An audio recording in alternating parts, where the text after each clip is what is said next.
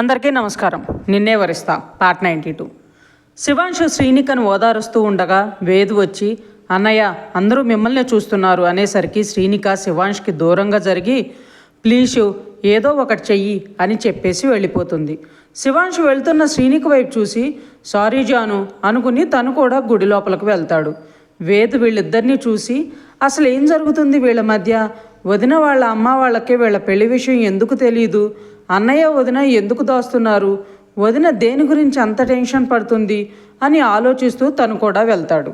శ్రీనికని చూడగానే దేవిక గారు, అమ్మా శ్రీనిక వచ్చావా, మన్విత ప్రసాదం ఏర్పాట్లు చూడటానికి వెళ్ళింది, నువ్వు వెళ్ళి పూజకి ఇంకా ఏమైనా కావాలేమో ఒక్కసారి వెళ్ళి అడిగిరా అని చెప్తారు.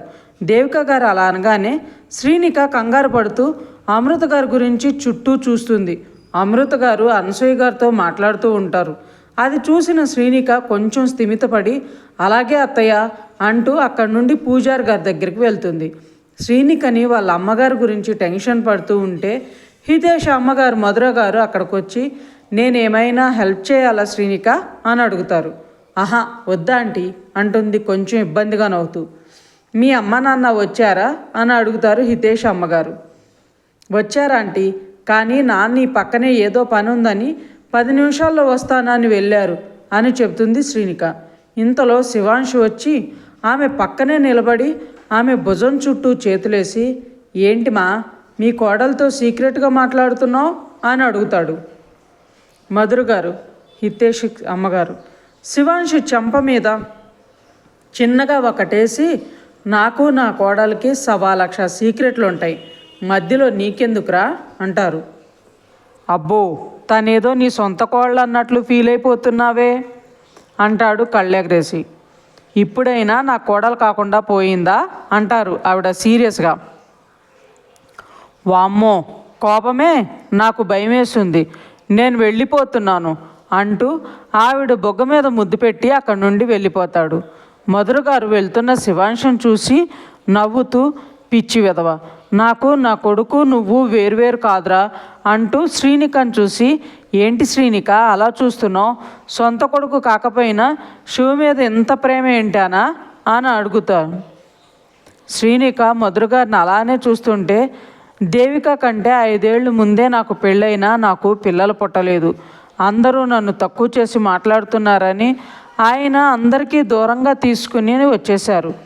కొత్తగా చేరిన ఇంటికి పక్కన వీళ్ళ ఇల్లు. అప్పుడే దేవిక పరిచయం అయింది. తను కడుపుతో ఉంది. తనకి నా బాధ తెలిసి నన్ను ఓదార్చేది, చాలా ప్రేమగా ఉండేది. శివ పుట్టిన రోజు తనను మొదట నా చేతుల్లోనే పెట్టింది మీ అత్తయ్య. నా ఆనందానికి అవధలు లేకుండా పోయే, వాడు నా కొడుకే అనిపించింది, నన్ను వాడికి ఇంకొక అమ్మని చేసింది దేవి అంటూ కన్నీళ్లు పెట్టుకుంటారు. తర్వాత దేవిక అన్నయ్యకి తెలిసిన డాక్టర్ దగ్గరికి నన్ను పంపించారు. అప్పుడే తెలిసింది నేను ప్రెగ్నెంట్ అని. ఇన్ని రోజులు ఎలా తెలుసుకోలేకపోయారు అని నువ్వు అడగవచ్చు. ఈసారైనా తల్లిని అవుతానేమో అనుకుని ఆశపడిన ప్రతిసారి నాకు బాధే ఎదురయ్యింది. అందుకే అన్ని నెలల నుండి పీరియడ్స్ రాకపోయినా పట్టించుకోలేదు. నేను ఆశపడి మళ్ళీ ఆయన్ని నిరాశపడేలా చేయకూడదు అని నేను ఆయనతో చెప్పలేదు. శివ్ నా చేతుల్లో పడగానే నాకు అమ్మతనం తెలిసి వచ్చింది అనుకున్నానే కానీ నిజంగా అమ్మనవుతాను అని అస్సలు అనుకోలేదు. శివ్కి 6 నెలలప్పుడు నాకు డెలివరీ అయ్యింది. శివ్ మా జీవితంలోకి వచ్చాకే మా ఆనందం రెట్టింపు అయ్యింది. హితు నా సొంత కొడుకు అయినా నా మొదటి బిడ్డ ఎప్పటికీ శివే అవుతాడు అంటుంది ప్రేమగా. శ్రీనిక మనసులో ఆంటీకి శివ మీద చాలా ప్రేమ ఉంది, అలాంటి శివుని కాదని నేను వెళ్ళి తన కొడుకుని పెళ్లి చేసుకుంటాను అంటే ఆవిడ ఒప్పుకుంటారా, దేవుడా నాకున్న అన్ని దారులు మూసేస్తున్నావు కదయ్యా అని బాధపడుతూ గుడిలోని దేవుణ్ణి చూస్తూ ఉంటుంది. ఇంతలో అక్కడికి దేవిక గారు వచ్చి, మధుర ఇక్కడేంటి మాటలు, అక్కడ పూజకి టైం అవుతుంది పద అని, శ్రీనిక నువ్వు వెళ్ళి శివుని పిలుచురా, పూజ దగ్గర కూర్చోవాలిగా అంటారు. శ్రీనిక మధుర గారి గురించి, శివాంశు గురించి, వంశు గురించి ఆలోచిస్తూ అమృత గారు ఉన్న విషయం మర్చిపోయి వెళ్ళి పీటల మీద కూర్చుంటుంది. మన్విత శ్రీనిక వైపు చూసి, అక్కేంటి అమ్మ ముందర వచ్చి పీటల మీద కూర్చుంది, ఇప్పుడు ఆ శివ వచ్చి పక్కన కూర్చుంటే అమ్మకి నిజం తెలిసిపోతుంది కదా అని తనని పిలిచేలోపే మన్విత పక్కన వేదు, శ్రీనిక పక్కన శివాంశు వచ్చి కూర్చుంటారు. వీళ్ళ వెనుకగా కూర్చుని అనసూయ గారితో మాటలో మునిగిపోయిన అమృత గారిని ఉద్దేశించిన దేవిక గారు, వదిన గారు, మొదట మీరు వచ్చి అమ్మాయిలకు బొట్టు పెట్టి ఈ చీరను ఒళ్ళో పెట్టండి, వడిబియ్యం పోయండి, పూజ అయ్యే వరకు వాటిని అలానే ఒళ్ళో ఉంచుకుని తర్వాత ఇంటికి తీసుకుని వెళ్ళి పూజ గదిలో పెట్టాలి అనగానే అమృత గారు నవ్వుతూ ముందరికి వచ్చి పీటల మీద కూర్చున్న శ్రీనిక దగ్గరకు వెళ్తారు. ఆలోచనలో అక్కడ ఏం జరుగుతుందో కూడా గమనించని శ్రీనిక అమృత గారు బొట్టు పెట్టగానే ఎదురుగా ఆవిడ్ని చూసి అమ్మ అని పక్కనే ఉన్న శివాంశుని చూసి భయపడుతుంది. శివాంశు నవ్వుతూ శ్రీనికను చూస్తుంటే శ్రీనిక అమృత గారి వైపు చూస్తూ షాక్లో ఉంటుంది. అమృత గారు వడిబియ్యం పోసి శివాంశు కూడా బొట్టు పెడుతూ త్వరలో పన్నంటి బిడ్డను కని మా చేతుల్లో పెట్టాలి అంటారు నవ్వుతూ. అది విని శ్రీనిక షాక్ అయితే శివాంశు నవ్వుతూ అలాగే అత్తయ్య అంటాడు. శ్రీనికకి ఏమీ అర్థం కాక శివాంశు వైపు అమృత గారి వైపు చూస్తుంటే అమృత గారు శ్రీనిక తల మీద ఒకటేసి నువ్వు చెప్పకుంటే నాకు తెలీదు అనుకున్నావా అంటారు. శ్రీనిక అందరూ ఉన్నారు అని ఏమీ మాట్లాడకుండా కామ్గా ఉంటుంది. శివాంశు శ్రీనిక చెయ్యి పట్టుకుని తనకు మాత్రమే వినిపించేలా ఎక్కువ ఆలోచించకుండా చేసే పూజ మీద నువ్వు మొక్కే ఆ దేవుడి మీద మనసు పెట్టు అంటాడు. అమృత గారు తర్వాత మన్వితకి వేదికి కూడా అలానే చేసి వచ్చి దేవిక గారి పక్కన కూర్చుంటారు. అలా నలుగురు కలిసి కూర్చుని పూజ చేస్తున్న వాళ్ళ మనసులో ఇంకా ఎన్నో విషయాల గురించిన ఆలోచనలు. 1 గంటన్నర తర్వాత పూజ అయ్యాక పూజారి గారు అందరి దగ్గర ఆశీర్వాదం తీసుకోమంటారు. శివాంశు శ్రీనిక పైకి లేచి ముందుగా అనసూయ గారి దగ్గరికి శ్రీనివాస్ గారి దగ్గరికి వెళ్తారు. ఆయన ఇద్దరిని మనస్ఫూర్తిగా ఆశీర్వదించి వేద మన్వితని రమ్మంటారు. ఆ తర్వాత నలుగురు మహిదర్ గారి దగ్గరకు వెళ్ళి దేవిక గారిని పక్కన నిలబెట్టి కాళ్ళకి నమస్కరిస్తారు. అప్పుడే అక్కడికి వచ్చిన రవీంద్ర గారు వెళ్ళి అమృత గారి దగ్గర కూర్చుని అమృత పూజ అయిపోయిందా అని అడుగుతారు. అమృత గారు పక్కకి చూసి అయిపోయాయా మీ పనులు? దేవుడి దగ్గరికి వచ్చినప్పుడు కూడా పనులేంటండి, ప్రశాంతంగా ఆయన్ని స్మరించుకోక అంటారు. రవీంద్ర గారు నవ్వుతూ దేవుణ్ణి మనసులో స్మరించుకున్న చాలా అమృత, దానికోసం గుడికే రాక్కర్లేదు, ఆయన గుళ్ళోనే ఉంటాడు అనుకోవటం పొరపాటు. ఎటు చూసినా ఆయన రూపమే ఉంటుంది, కాకపోతే కనిపించదు అంతే అంటారు. అమృత గారు తలని చేత్తో కొట్టుకుంటూ పోయి మీతో చెప్పాను చూడు అని తల కొట్టుకుంటారు. ఆయన నవ్వి ఎదురుగా ఉన్న శివాంశిని పక్కనే శ్రీనికని చూసి అమృత గారి వైపు చూస్తారు. అమృత గారు తర్వాత చెప్తాను అన్నట్లు కళ్ళార్పగానే ఆయన వాళ్ళ వైపు చూసేసరికి ఇద్దరు కింద కొంగి కాళ్ళకి దండం పెడతారు. ఆయన ఇద్దరిని ఆశీర్వదించి పక్కకు వెళ్తారు. ఆయన అలా పక్కకు వెళ్ళగానే శ్రీనికకి భయం వేస్తుంది. శివాంశు అమృత గారు ఇద్దరూ చెరో చేయి పట్టుకుంటారు. శ్రీనిక ఇద్దరి వైపు చూస్తుంటే అమృత గారు శివ చెప్పాడు కదా దేని గురించి ఎక్కువ ఆలోచించుకో అని అంటారు నవ్వుతూ. శివాంశు నవ్వుతూ తనకు మాత్రమే వినిపించేలా చిన్నగా చెప్పింది కూడా మీకు వినిపించిందా అత్తయ్య అని అడుగుతాడు. అమృత గారు చిన్నగా నవ్వి మీ మనసులేంటో అర్థం చేసుకోలేను అనుకుంటున్నారా అంటారు. శివాంశు అమృత గారితో మాట్లాడుతున్నంతసేపు నవ్వుతూనే ఉంటాడు. శ్రీనిక ఆలోచనలో ఉన్నా కూడా వీళ్ళిద్దరిని చూసి తనకు ఒకవైపు భయం, ఇంకోవైపు బాధ, ఇంకోవైపు ఆశ్చర్యం కలుగుతుంటాయి. కానీ తనకి ఎలా రెస్పాండ్ అవ్వాలో అర్థం కాక అలానే చూస్తూ ఉండిపోతుంది. ఆద్వికు అన్విక ఇద్దరు మార్నింగ్ లేచి రెడీ అయ్యి బయటకు వచ్చేసరికి మయూర్ గారు, భాస్కర్ రావు గారు, రమ గట్టిగా హ్యాపీ యానివర్సరీ అని అరుస్తారు. అన్విక ఆద్విక్ ఇద్దరు ఒకరి మొహం ఒకరు చూసుకుని ఆశ్చర్యపోతారు. ఏంట్రా అలా చూస్తున్నారు, మీ పెళ్లి రోజు మీరే మర్చిపోయారా అని అడుగుతారు భాస్కర్ గారు. అన్విక హా డాడ్ అంటుంది ఆద్విక్ను చిరుకోపంగా చూస్తూ. ఎందుకే నా వైపు అలా చూస్తున్నావు అని అడుగుతాడు ఆద్విక్. ఎందుకో నీ తెలీదా అంటుంది అన్విక.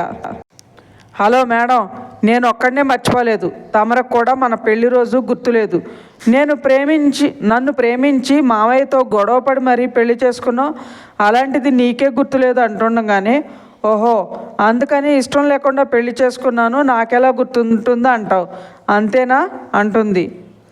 1 గంట కూడా గొడవ పడకుండా కుదురుగా ఉండవానే నువ్వు, ఏదో వేరే గోల్లో పడి పెళ్లి రోజును మర్చిపోయాం. ఇప్పుడైతే తెలిసింది కదా, ఈ రోజున హ్యాపీగా ప్లాన్ చేసుకోవాల్సింది పోయి ఇలా గొడవ స్టార్ట్ చేసావు అంటాడు ఆదిక్. అన్విక, డాడ్ ఇవాళ నేను ఆఫీస్కి రాను అని కోపంగా చెప్పేసి లోపలికి వెళ్ళిపోతుంది.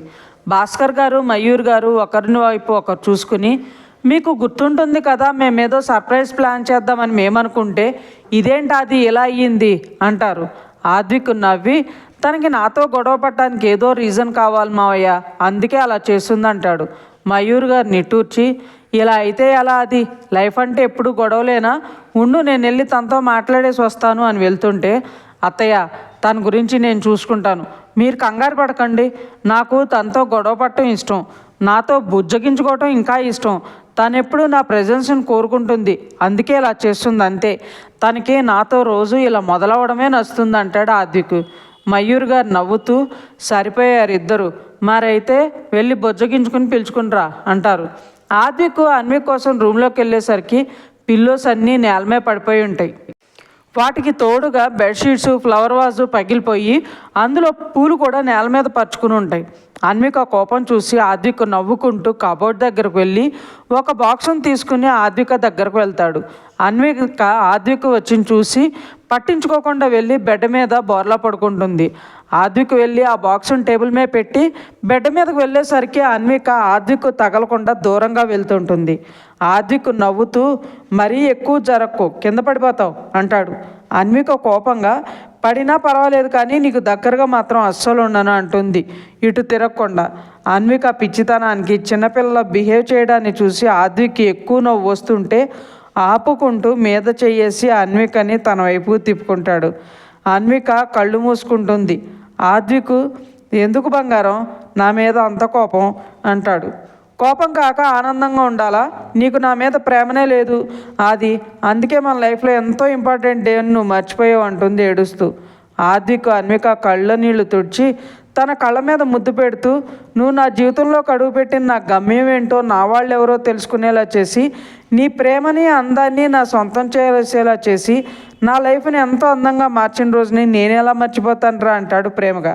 అన్విక ఆద్వికను చూస్తుంటే పక్కన టేబుల్ మీద పెట్టిన బాక్స్ని తీసి అన్విక ముందర పెట్టి, happy anniversary Anvi and thank you so much for coming in to my life అంటూ తన్ని హక్ చేసుకుంటాడు. నీకు గుర్తుంటే నువ్వెందుకు నన్ను విష్ చేయలేదు, ఎందుకని నువ్వేం ప్లాన్ చేయలేదు అంటుంది బొంగమూతి పెడుతూ. ఆద్విక్ చిన్నగా నవ్వి, ఆహా అక్కడికి నీకేదో గుర్తున్నట్లు చెప్తున్నావు, నాకంటే నీకే బాగా గుర్తుండాలి, కానీ నువ్వు కూడా మర్చిపోయావుగా అంటాడు.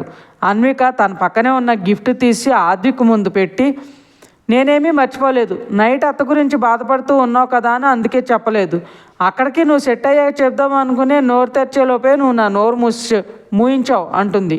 ఆద్విక్ చిరుకోపంగా చూస్తూ, నేను నీ నోరు మూయించానా, అబద్ధాలు చెప్పకే రాక్షసి అంటాడు.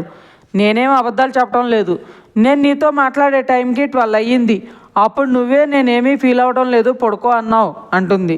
అంటే అప్పుడు నువ్వు చెప్పాలనుకున్నది ఇదేనా అంటాడు ఆద్విక్. మరి నువ్వేమనుకున్నావు అని అడుగుతుంది డౌట్గా. అంటే నైట్ నువ్వు మళ్ళీ నా వల్ల కాదన్నావు కదా, దానికి నేను ఫీల్ అవుతున్నానేమో అనుకుని నాకు సారీ చెప్పి నీ అంతటి నువ్వే దగ్గరగా వస్తున్నావేమో అనుకున్నాను అంటాడు ఆద్విక్ చిన్నగా. అన్విక కోపంగా ఆద్విక్ మెడ మీదకి చేతులు తీసుకెళ్ళి, నిన్ను అంటూ గొంతు పట్టుకుని, ఎప్పుడు అదే ధ్యాసేనా మనకు అన్నీ అడగగానే, అలా అంటావేంటి, పెళ్ళయ్యి ఆల్మోస్ట్ 1 year అవుతుండగా నా పెళ్ళం నాకు దగ్గర అయ్యింది, ఇప్పటి వరకు ఒక హగ్గు లేదు, కిస్సు లేదు, ఎంతసేపు నువ్వు అలగటం నేను బుజ్జగించుకోవటం, ఇదేగా జరిగింది. ఏదో మన మధ్య అన్ని అడ్డంకులు తొలిపోయి దగ్గర అయినప్పుడు తనకి నా మీద ఎంత ప్రేమ ఉందో తనను తెలుసుకోవాలి, అలానే నాకెంత ప్రేమ ఉందో కూడా చూపించాలి, అలాంటప్పుడు అది తప్పదు కదా అని బొగ్గమీని కొరుకుతాడు. అన్విక చిరుకోపంగా చూసి, అది నీకు విషయం చెప్పనా, నాకెందుకో మనసంతా గందరగోళంగా ఉందిరా, నువ్వు నాకు దూరం అవుతావేమో అనే భయం రోజు రోజుకి ఎక్కువ అవుతుంది అంటుంది బెంగగా. అలా ఎందుకు ఆలోచిస్తున్నావు మన్వి, నీకు దూరం అవడం అంటే నా ప్రాణం పోవడమే, చెప్పా కదా నీకోసం చావంచులకు వెళ్ళినా దేవుడితో పోరాడి గొడవపడైనా నీకోసం వచ్చేస్తా అంటూ తన తలతో తన తలని ఢీకొడతాడు. అన్విక లేచి కూర్చుని తను తెచ్చిన బ్రాస్లెట్ తీసి ఆద్విక్ పెడుతుంది. ఆద్విక్ కూడా తన కోసం తీసుకున్న చిన్న చైను మెడలో వేస్తాడు. దానికున్న ఏ అనే లెటర్ ఉన్న డాలర్ని చేతిలో తీసుకుని ఆద్విక్ దాన్ని ముద్దు పెడుతూ, ఇద్దరి పేర్లు ఒకే అక్షరంతో మొదలయ్యే అదే అక్షరంతో ముడిపడ్డాయి. మన ఇద్దరికి నచ్చిన లెటర్ ఇదే కదా, అందుకే నీకోసం ఎంతో ఇష్టంగా కొన్న చైన్ ఇది. ఎప్పటికీ దీన్ని నీ మెడలో నుండి తీయకన్వి. ఇది తీసేస్తే నేను నీకు దూరం అవుతున్నంత ఫీలింగ్ వస్తుంది నాకు అంటాడు. అన్విక ఆద్విక్ వేసిన చేతుల్లో తీసుకుని నుదుటి మీద ముద్దు పెట్టి, నా రౌడీ పోలీసు ప్రేమతో ఇచ్చింది, ఎప్పటికీ దూరం చేసుకోను, ఇది ఎప్పటికీ నా మెడలోనే ఉంటుంది ఈ తాళిబొట్టులా అంటూ తాళిని చూపిస్తుండగానే అది తెగిపోతుంది. ఇంకా ఉంది ఫ్రెండ్స్. మీకు ఈ స్టోరీ నచ్చినట్లయితే లైక్ చేయండి, సబ్స్క్రైబ్ చేయండి. ఇంతలా ఆదరిస్తున్నందుకు థ్యాంక్ యూ సో మచ్.